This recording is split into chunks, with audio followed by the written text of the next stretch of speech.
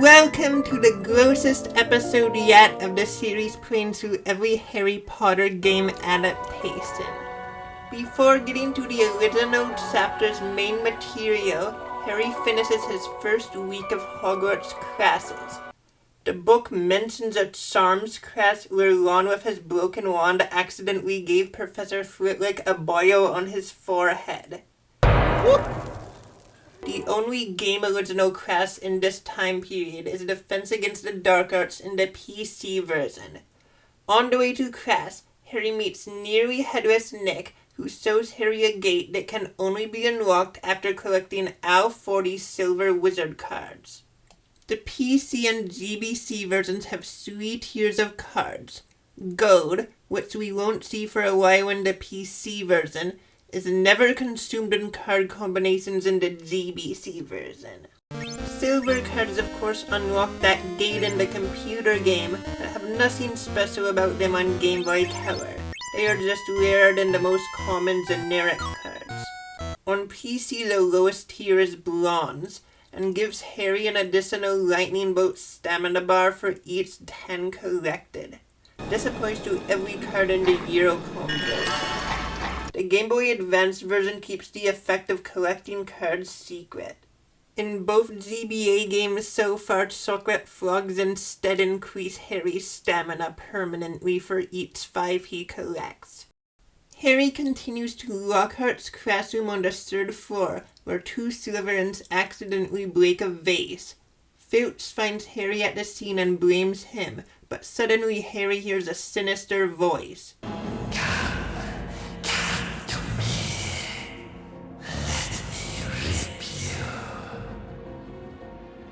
What was that? Hey, what you talking about? The characters actually moved their mouths now, no longer constantly gesticulating like in the first game. This was a rare leg up the graphically inferior PS1 version was able to pull off from the start, through animating the face texture, though the mouths are now 3D on PC. Professor Lockhart teaches the spell Ricta Sempra. The spell learning minigame has never been easier. It's laid out ahead of time what arrow keys you need to press when the run gradually and steadily moves around the shape automatically. Harry is chosen to take on the Ricta Sempra challenge. Challenges are timed, but there's more than enough time to explore, and even more time is granted by collecting challenge stars. A subtle difference is that the professor doesn't follow Harry to personally teach how to use the spell like in the first game, but instead is a disembodied, probably magically projected voice. Fire crabs are nasty little pests that like to shoot hot flame out of, at you. You can stun them by casting Ricta Sempra on them. In addition to fire crabs, Ricta Sempra stuns giant orange snails, and both can be pushed onto pressure plates to progress. The level is low enough designed that this activity doesn't feel repetitive. The gnome is also expanded upon from the first game, with Harry now being able to throw them after flip-handling them and put them back in their gnome hose. The challenges in this game are finished by collecting a giant star at the end.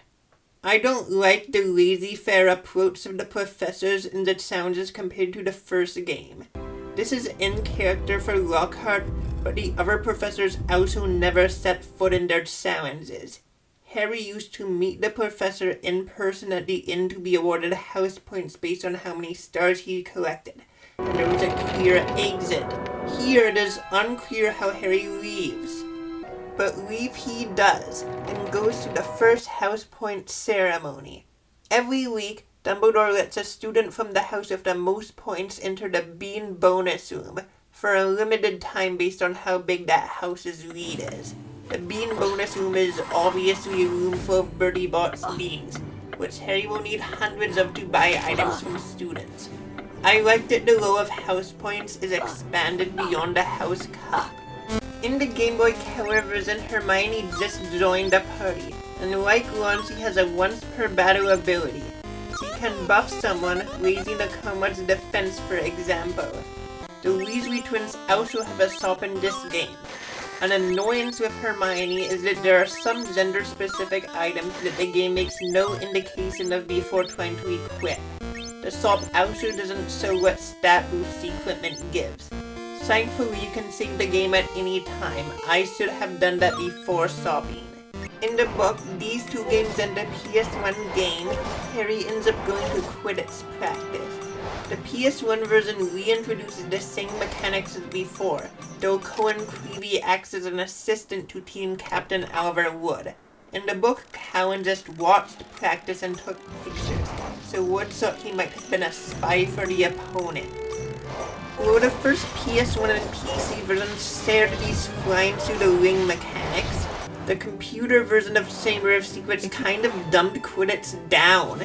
Harry flies around on rails with only 2 axes of movement, and this leads to repeatedly click to beat the opposing seeker, which is a foul called cobbing. With the opponent out of the picture, Harry merely needs to wait for his meter to fill and then click to catch the golden snitch. There was no Quidditch in the first Game Boy Color game, but there is now. It was a couple seconds of chaos. Harry needs to avoid bludgers and beaters, but just needs to touch the snitch and it's over. Harry appears to be playing against Slytherin in a real match with plenty of spectators, even though he's not supposed to yet. This makes it look like the Slytherin team crashed the Gryffindor's practice in style by simply showing up and playing against it. Though then they act like Draco Malfoy has just arrived and act surprised he's now on the Slytherin team as Seeker. In the book and PC version, his Slytherin teammates are actually Sowen. Before Malfoy comes on PS1, Harry and Ron have a practice duel just outside the Quidditch pit.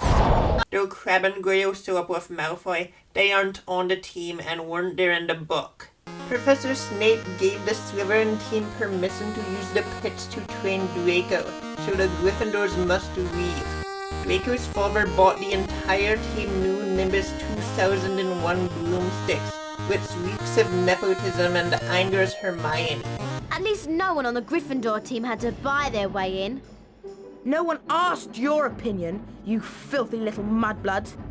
You'll pay for that, Malfoy! Ron, are you alright?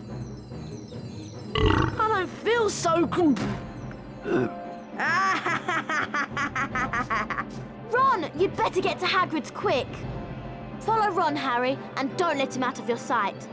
Despite vomiting slugs, Ron is able to nimbly run and jump across this treacherous path to Hagrid's with ease. What were they thinking making this race sequence?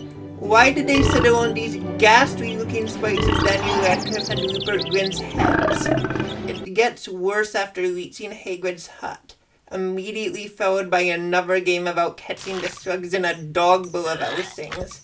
The graphics in the PS1 games are already ugly and make everything even more strange and disgusting. The slugs seem to alternate between solid and liquid states. It's disgusting. Game Boy Color, in contrast, isn't nearly as gross. Ron vomits up some green pixels. Hagrid says that he can cure one with treacle fudge, so Harry and Hermione go to his garden to find ingredients for him. As always, Hagrid's garden is full of dangerous magical creatures, but Harry and Hermione find what Hagrid needs, and Ron is soon cured.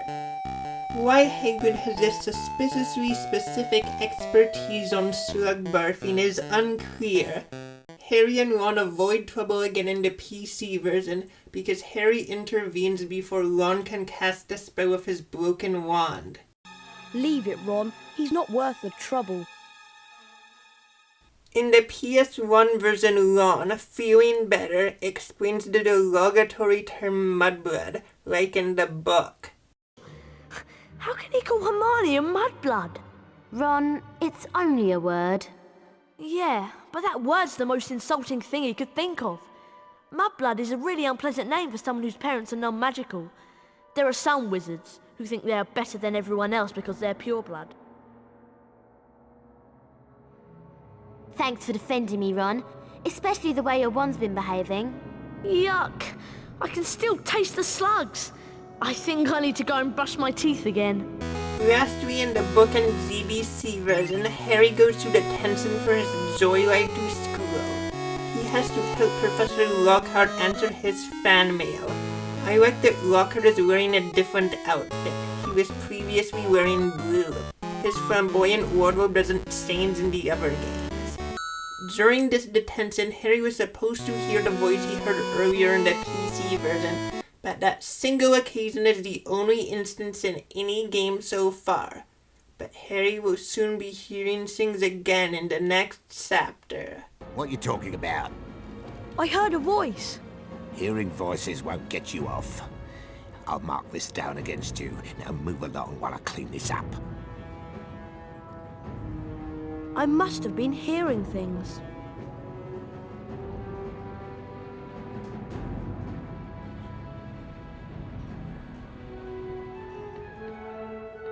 Back to break more valuable school property? I said move along.